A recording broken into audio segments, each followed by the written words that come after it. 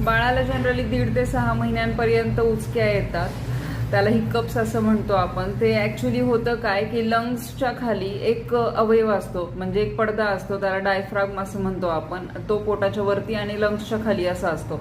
त्याचं कारण, त्याचा उपयोग असा असतो की तुम्हाला किंवा बेबीला जर श्वास घ्यायचा असेल तर ते डायफ्राम असतं ते रिलॅक्स होतं आणि हवा आत येते, आणि ज्या वेळेला श्वास बाहेर सोडायचा असतो त्यावेळेला तो डायफ्राम कॉन्ट्रॅक्ट होतो आणि हवा बाहेर जाते. परंतु आपण भरपूर फीड दिल्यानंतर ज्या वेळेला पोट गच्च फुगतं आणि वरच्या बाजूला डायफ्रामला प्रेशर देतं, त्यावेळेला डायफ्रामला कॉन्ट्रॅक्शन रिलॅक्सेशन प्रॉपर करता येत नाही आणि त्यामधून हिकअपचा म्हणजे उचकीचा आवाज येतो. आपल्याकडे एकदम उलटी पद्धत आहे. बाळाला उचक्या लागल्या म्हणजे बाळाला भूक लागली आहे किंवा भूक वाढतीये बाळाची असं आपण म्हणतो.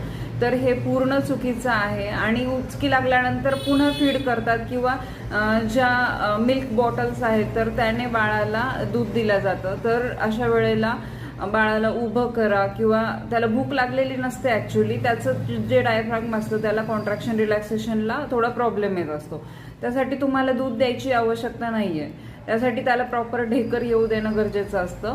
आणि त्याचबरोबर तुम्हाला जर बेबी मिल्क फीड करत असेल बॉटलमधून तर बॉटल पूर्ण भरलेली आहे दुधाने हे पहा, ना की त्याच्यामध्ये थोडीशी हवा वगैरे असायला पाहिजे. आणि त्याचा श्वासोच्छवास प्रॉपर आहे का बाळाचा ते सुद्धा पहा. जर श्वास प्रॉपर असेल आणि त्याने ढेकर दिली असेल, त्याची उचकी जर थांबतीये 10 मिनिटात 15 मिनिटांमध्ये तर ठीक आहे. जर दिवसभर उचकी लागतीये त्याला आणि त्याचं जे दूध पिलेलं आहे ते सारखं उलटतंय तर तुम्हाला डॉक्टरकडे नेण्याची आवश्यकता आहे.